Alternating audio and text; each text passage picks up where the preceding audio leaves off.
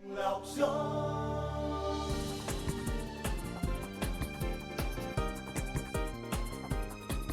La opción.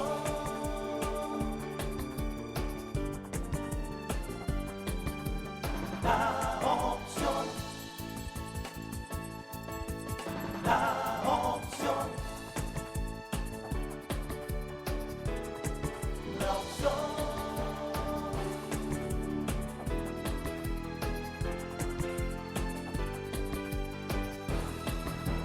La opción. La opción. 7:38, jueves 17 de junio del año 2021. Ya está con nosotros el señor Ronnie de la Rosa con su análisis internacional de hoy. Así que buenos días y bienvenido, Ronnie. Muy buenos días, Patricia. Muy buenos días, equipo. Hoy muchos temas internacionales bastante importantes e interesantes, pero nos enfocaremos en el caso específico de Nicaragua, aunque estaremos tratando otros temas como el que bien apunta el señor Johnny Vázquez fuera de cámara, uno muy importante, y es la situación que se está viviendo en Israel. Han vuelto los bombardeos luego de que asumiera ya o de que saliera del poder Benjamín Netanyahu después de 14 años. Sale del poder y lo deja en un momento en el que ya se había conseguido un cese de las hostilidades, una tregua, pero que han vuelto en esta semana bastante interesantes y que hay que ponerle mucho ojo a esta situación porque el señor Bennett, que es el nuevo primer ministro israelí, ha sido categórico en que no cederá ni un milímetro de tierra a los palestinos, lo que quiere decir que ya ha marcado su política de entrada de cómo será su gobierno. Una persona que fue en su momento pupilo del propio Netanyahu, pero que ahora tiene unas ideas un poco más radicales en cuanto al tema de los palestinos, y quiera Dios que no vuelva para atrás ese conflicto que en cualquier momento puede volver. Ya se han empezado a bombardear nuevamente luego de la juramentación del señor Bennett del pasado domingo, y la situación es, hay que prestarle mucha atención. Hay que decir que esa zona, Michael, Señor, esa zona, el mayor contrabando de armas, y hay potencias por ahí que trasiegan esas armas y la gente no se da cuenta. Hay armas de por aquí que van a dar al Medio Oriente. sí. Y hay armas del Medio Oriente que vienen a dar aquí. Entonces, esa situación siempre se ha acusado a Estados Unidos de financiar a Israel contra Palestina. Incluso, Claro. cuando en los años 60 y pico, que le tocó a Cuba ir, después de Fidel fue el Che, ahí llevaron pruebas de que en muchos soldados muertos habían armas que no se producían por ahí, que alguien la mandaba. Sí, eso es parte de la misma estrategia, por lo que comentábamos la otra vez. Eso es su principal socio comercial en Medio Oriente. Es su pupilo prácticamente. Usted ve los socios que los Estados Unidos tienen en los otros continentes, por ejemplo, como Corea del Sur, como el mismo Israel. Son países que están muy avanzados en la región en la que se encuentran, y esto se debe al apoyo, sin duda, de los Estados Unidos, que implementa esa modo La industria operandi de las armas. Sí, que es lo que sustenta básicamente a los Estados Unidos, por eso tantas guerras en ese país. Así que lo que vamos a poner ahora, tenemos que poner nuestro ojo en lo que puede estar sucediendo en Israel ahora con este nuevo primer ministro Naftali Bennett, quien asumió el poder el pasado domingo, y ya sale de la palestra entonces Benjamín Netanyahu.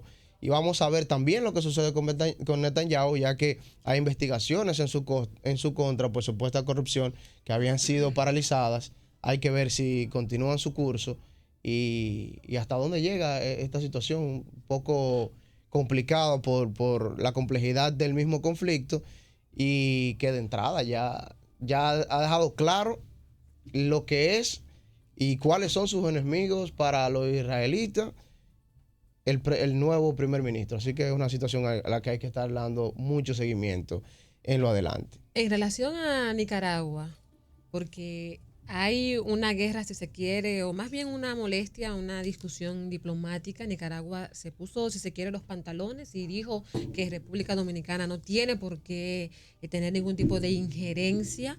Quisiéramos saber cómo va esto y además sabemos que han apresado a varias personas que militan en la oposición del gobierno de Nicaragua, con el señor Daniel Ortega a la cabeza. Ya suman 14 los detenidos. Líderes opositores todos. Todos opositores. La dictadura. Dentro de ellos, 4 candidatos a la presidencia. Ortega.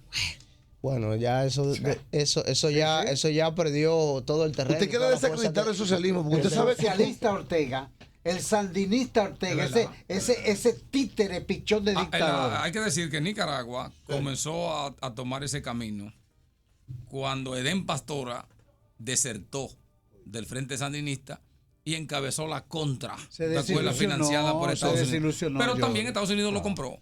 Continúa. Entonces, pero Adelante. sí, él va a hablar de eso. Pero ahí hay que decir que ya no son los candidatos presidenciales. El problema es peor aún, porque son los líderes opositores que no necesariamente aspiran a la presidencia. Sí, dentro de esos 14 hay 4 candidatos presidenciales, pero también líderes opositores que han llamado a la población a abstenerse al voto de este próximo 7 de noviembre y sin embargo han sido apresados. Incluso ayer el presidente de uno de los bancos más importantes de Nicaragua fue apresado por llamar a la población a que se rebele en contra del gobierno de Nicaragua.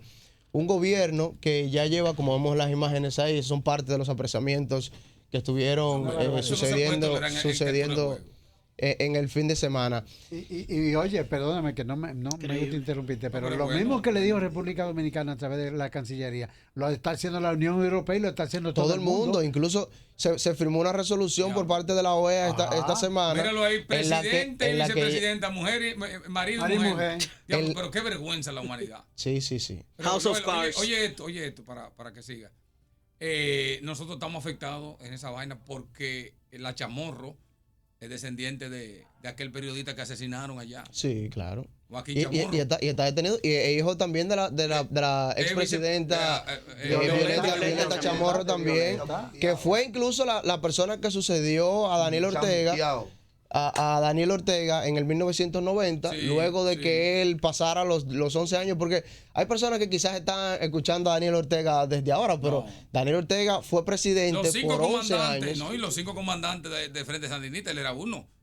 Humberto Ortega, su hermano, que fue ministro, Tomás Borges, Sergio Ramírez, el Ernesto Cardenal.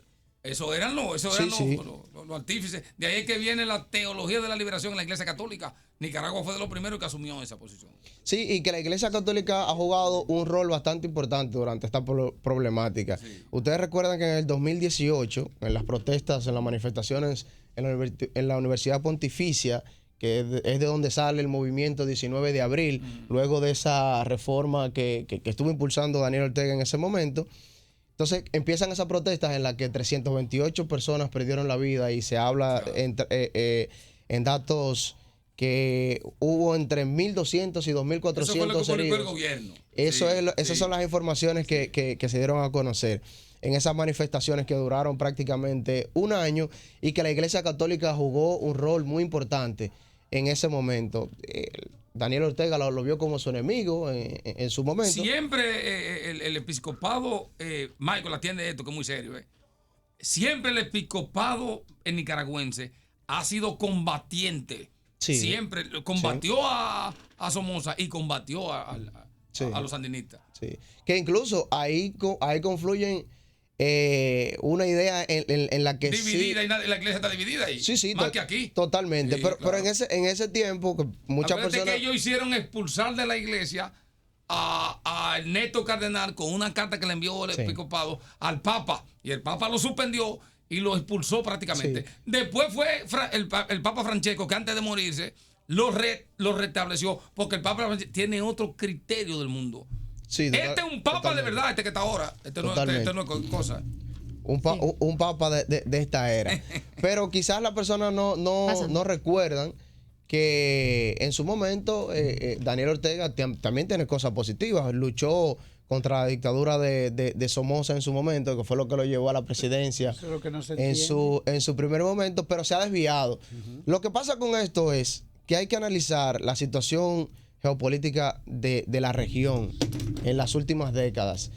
Vimos cómo pasamos de las dictaduras, en los tiempos como en el mismo caso de Somoza, en el mismo caso de Trujillo aquí en la República Dominicana, pasamos luego a una supuesta democracia en la que emergió la derecha, y luego a finales de los 90, inicios del 2000, llega esa izquierda con líderes importantes dentro de lo que está el propio presidente Daniel Ortega, Hugo Chávez, Lula da Silva, y llegan con esa izquierda, con ese comunismo que le gustó a las personas en su momento, pero que en esta situación, en esta coyuntura, lo que hemos visto de esas ramificaciones está totalmente divorciado a la realidad que se vivía hace ya en la década pasada. Estamos hablando de que un Nicolás Maduro, por ejemplo, en Venezuela, no representa para nada por lo que se luchó en su momento cuando Venezuela tenía su auge, pero que también fue aliado estratégico muy importante en Nicaragua y con Daniel Ortega, y ya como ha perdido esa fuerza, se ha desintegrado esa izquierda en América, entonces ha tenido que recurrir nuevamente a una derecha extrema, que es lo que se ha estado viendo en casos como en Brasil con el presidente Jair Bolsonaro. Pero lo importante de esto estudiar es que ya se ha perdido fuerza, esa izquierda ha perdido fuerza, se ha cambiado el panorama político de la región bastante, y eso lo podemos ver en el caso de Daniel Ortega. Daniel Ortega, según una encuesta, la encuesta Gallup, para el año pasado, solamente el 23% de la población aprobaba su gestión. 23. Y de ese 23%, según la propia encuesta, hay una parte importantísima que votó por presión. O sea, porque hay que recordar que el presidente Daniel Ortega ahora mismo tiene un poder autoritario en el que comanda el Ejecutivo, en el que comanda el Congreso, el Parlamento, y en el que comanda también las fuerzas policial y militares, que es donde empieza a tomar fuerza realmente, ya que lo hemos visto en el caso de Venezuela, por ejemplo. ¿Cuántas veces se ha intentado derrocar a Nicolás Maduro y no lo van a poder hacer mientras el ejército siga cubriéndolo? O sea que es un poco complejo lo que se está viviendo ahora en Nicaragua, cuando ya estamos a pocos meses de las elecciones que se celebrarán el 7 de noviembre. Y hay que, aunque ellos no quieran, aunque Daniel Ortega no quiera y quiera llamarlo de injerencia, hay que ponerle atención a este tema, porque es algo que nos compete a la región en sentido general. ¿Y quién ganará? Si todos los opositores están presos, ¿quién ganará esa elección? Usted sabe, Daniel Ortega volverá a ser presidente. Y que viva la democracia. Entonces, eso no es democracia, eso no es... No me gustaría llamarlo dictadura, porque él fue elegido democráticamente en su último periodo, pero ya ahora mismo dista mucho de lo que es una democracia. Cuando tú neutralizas a tus enemigos, no permite que compitan de igual manera contra ti en unas elecciones. Bueno, eso es parte de la dictadura que sucedió en Bolivia, y que esa izquierda no ha querido verse en los zapatos de uno de sus socios, como es Bolivia. Nadie quita lo que hizo Evo Morales en Bolivia, nadie quita su gran trabajo. Sin embargo, quiso quedarse con el poder a toda costa. Recuerden que fueron a un referéndum en Bolivia, perdió el referendo y sin embargo modificó la constitución para volver a reelegirse, y eso le costó el cargo, le costó la presidencia y le costó tener que salir de su país y vivir en el exilio. Y ese es el espejo en el que estos mandatarios deben mirarse. Los tiempos no están como antes, ya la sociedad se han empoderado bastante y deben ir cónsonos con estos tiempos para poder gobernar de la mejor manera posible. Tampoco creo mucho en los gobiernos que han emergido, esta nueva corriente, que son muy permisivos quizás con la opinión pública, que buscan no crear situaciones que vayan a crear malestar en la sociedad, porque también hay que entender algo. Los gobiernos están para hacer respetar las leyes, pero también para tomar medidas que a veces no van a gustar en el pueblo, pero que hay que tomarlas, lamentablemente. Bueno, la cosa está fuerte realmente. Y según tú, ¿qué va a pasar con Castillo en Perú? Porque uno viendo las propuestas que hay, son como medio aéreas las propuestas de Castillo. La ultraderechista Keiko, cuando ella se presenta, se ve con una moderación increíble en las entrevistas y una serenidad. El izquierdista, el maestro, pues parece ser atractivo, pero la propuesta de él, por lo que yo he visto en los reportajes, es como hueca. Sí. Como que no tiene mucha sustancia. Muy difícil de cumplir. ¿Cómo tú ves eso? Muy difícil de cumplir. Eso lo comentábamos en días pasados. Propuestas totalmente diferentes, pero en algunos casos muy difícil de conseguir y desarrollar, como el caso que comentábamos de esa reforma que quiere impulsar y que se le entregue el 10% del Producto Interno Bruto solamente a educación y el otro 10% a salud.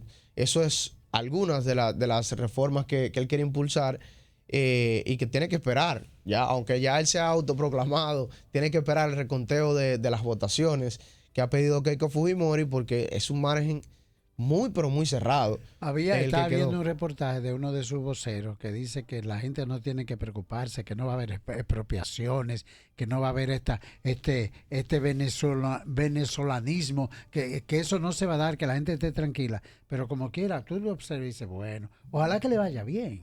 Porque uno no le desea mal, pero caramba. Es difícil ¿Qué gobernar. pasará? Es difícil gobernar en Perú. La suerte que él tiene, que está a su favor, que tiene su Congreso, tiene su Parlamento y podrá tomar algunas medidas, aunque hay otras que se la van a poner muy difícil en cuanto a esas propuestas de gobierno que él prometió, valga la redundancia, desde el inicio, y que van a ser muy difíciles. Le planteaban la posibilidad de que se pareciera a lo que hizo Mujica en Uruguay, en otros países. Y dicen, no, es que la realidad no es distinta. Totalmente. Con unas condiciones diferentes. Muchísimas gracias, Ronnie de la Rosa, por tu resumen internacional. Debemos hacer la pausa comercial. Como siempre, invitarle a los amigos televidentes que sigan con la opción de la mañana, recordándoles que hasta aquí llega la transmisión de Digital 15 y que seguimos por Independencia 93.3 FM y también por la señal 3 de Aster.